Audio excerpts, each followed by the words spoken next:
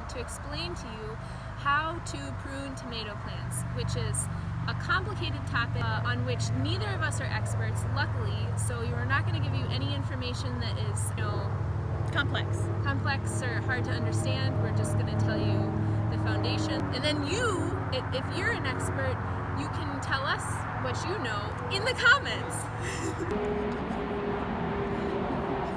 One thing that we learned recently from our mom is that there are two kinds of tomato plants.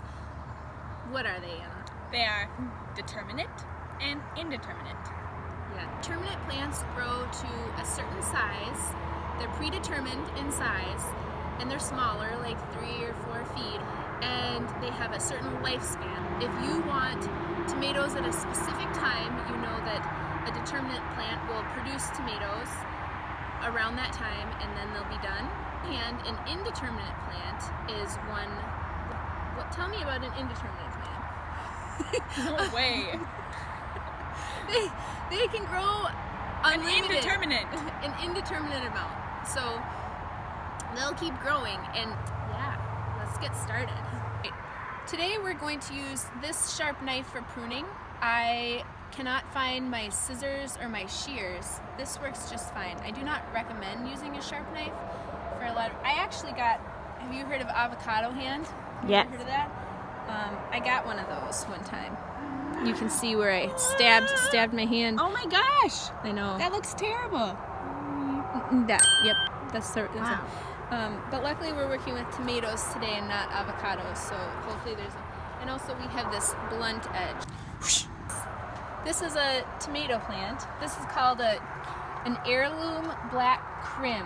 One thing when you're buying tomato plants or seeds, something that you might want to look for if you want to save seeds from your tomatoes for the following year is don't get a hybrid, because you don't know what kind of plant is going to turn out from the hybrid seeds. But if you get an heirloom, you know that the seeds from this heirloom plant, because they're not a genetic mix, are going to turn into the same plant. So it's unless you want a surprise, and that can be fun too. Come in close. Alright, so we've got here another heirloom black crim plant, and I'm going to show you the 3 different kinds of parts of a tomato plant that are good to know when it comes to pruning. We have our main stalk, which starts down here at the base, obviously goes up, up, up, up, and you can follow it up to the top where there's a terminal bud, which you can't really see because I guess it's later. So there's the main stalk, which is also called the leader. There's a sun branch that comes off. All it has on it are leaves.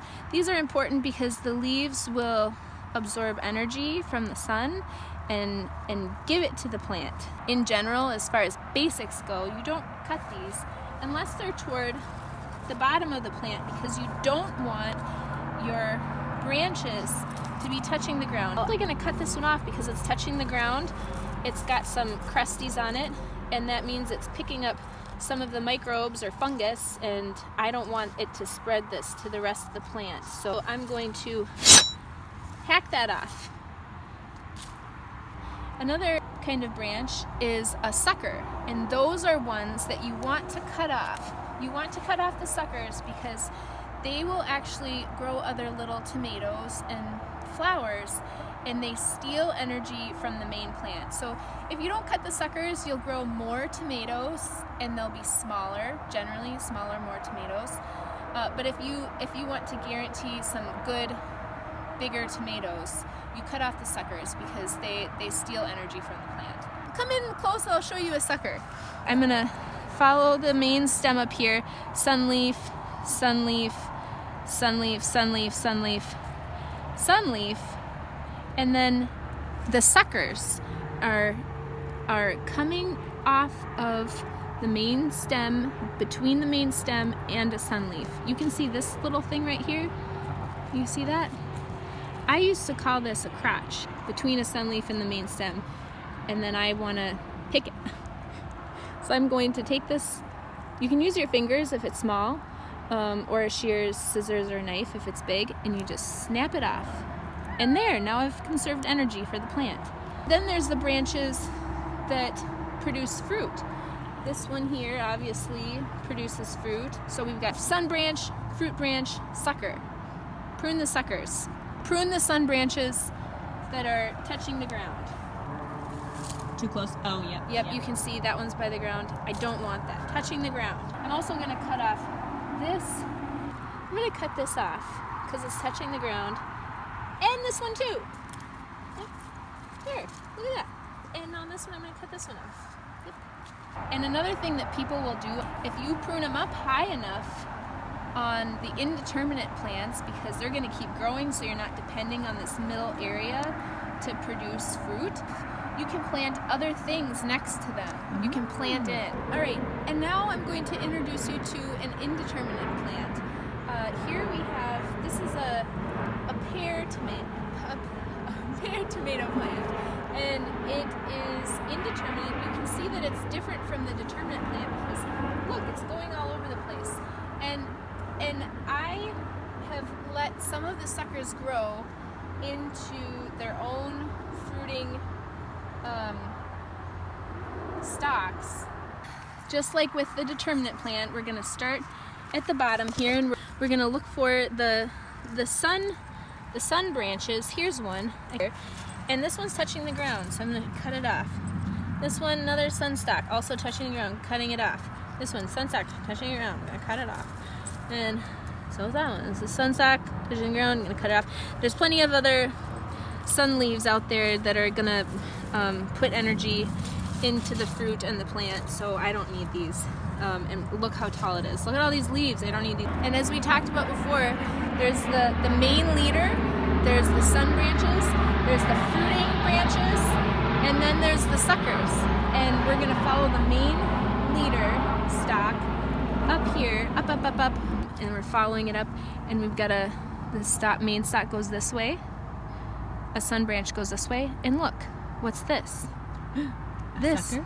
Yes, that's right. This is a sucker that was allowed to grow into a fruiting thing. So that's, we've got one leader. Now we've got another one over here. Haas, hey, come on. Not in the garden, Haas. Come on. Haas, come here. Come on. Haas. Haasie. Good boy.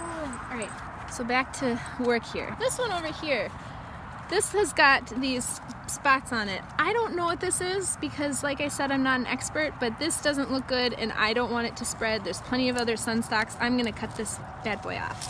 Alright, so we know we've got another leader here, and we're gonna follow the secondary leader up. And we see, here's a sun branch, and here's another sucker. I'm gonna take that off so I can direct energy into the plant. Sucker, right here. Pinch that off. Sucker, right here. Cut that off. Sucker, right here. Gone. So we did a good job pruning this plant already just now, and it was really fun. One thing you can do, you can let your plants spread out over the ground and hope they don't catch any, bugs and fungus, but you'll take up a lot of space doing that, and if you don't have like a tarp or something for them to grow on, it's risky for the plant. It can be a good idea to support the plant. Here we have this scaffolding, and I've just supported the branches with some string and twine, and you kind of continue to do that as the plant grows.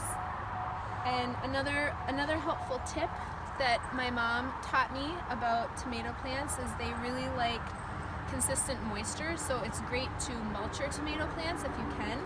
I had a bale of straw, and so I put straw around the bottom, and that helps maintain the moisture of the soil so that it's not going from dry, wet, dry, wet, dry, wet. Thanks for watching this video. We hope you learned a lot about pruning tomatoes, or at least just the basics. If you know anything interesting or have any advice about tomatoes or gardening in general, we would love to hear from you because we still have so much to learn.